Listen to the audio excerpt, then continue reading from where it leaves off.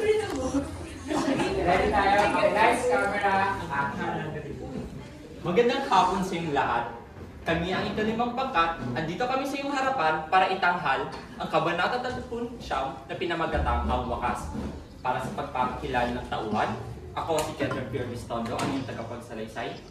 Ako naman si Ruth Bernadette Ilumabi bilang Simon. At ako naman si Merly Sangki, ang inyong Padre Florentino. At dito magsisimula ang kwento.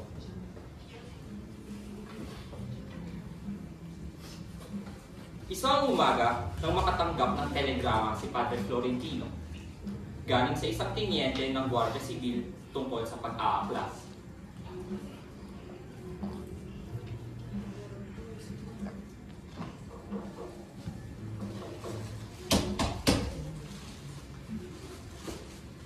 Padre! Simon! Ano naman ang nangyari sa'yo, Simon? Teka, at tatawag ako ng doktor. Huwag, Padre! Malalaman ng mga Guardia Civil kung saan ako naroroon. Wait lang. Dahil sa kahilingan ni Simon, hindi tumawag ng doktor si Padre Florentino. Mas lalo pang nanghinala ang pari na hinahanap talaga si Simon ng mga Guardia Civil. Ano bang nangyari sa'yo, Simon? Padre, totoo ba ang Diyos? Naririnig na ba talaga ang hinanain ng mga tao? Simon! Kahit saan man tayo naparoroon, andun ang Diyos! Tulungan mo ko, Padre. Ayoko pumanaw na may dalang kasalanan. Kawaan ka ng Diyos, Simon. Alam ng Diyos na hindi mo ito gusto at pawang napangunahan ka lamang ng iyong emosyon. Napakalaki ng kasalanan ko, Padre. Dahil sa nais kong makamit, maraming inosenteng taong nadamay.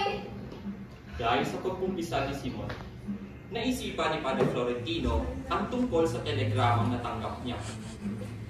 Habang nasa labas ng silid si Padre Florentino, pilit inaabot ni Simon ang isang sisidlan na siningit niya sa kanyang bulsa. Simon, totoo ba itong nasa telegrama? May biglang katok na pumigil sa pagtatanong ni Padre Florentino kay Simon. Dito ba nagtatanong si Simon? Kakamali ata kayo, walang Simon ang naririto.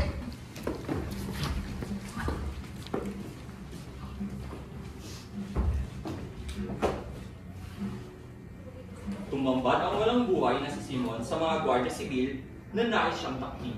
Patay na siya. Pumasok ang pari sa silid ni Simon Diyos at ko, noon Simon! tumambad ang walang Ano buhay na naman si ba itong Simon. pinasok mo, Simon? Natuklasan ng pari na uminom si Simon ng isang laso.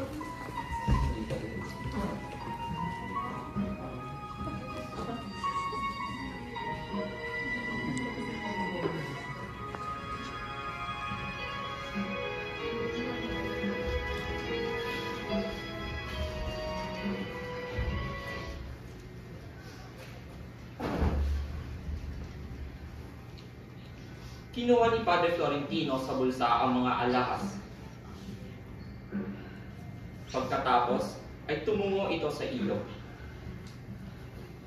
Doon ay hinagis ng pari ang mga kayamanan na meron si Simon.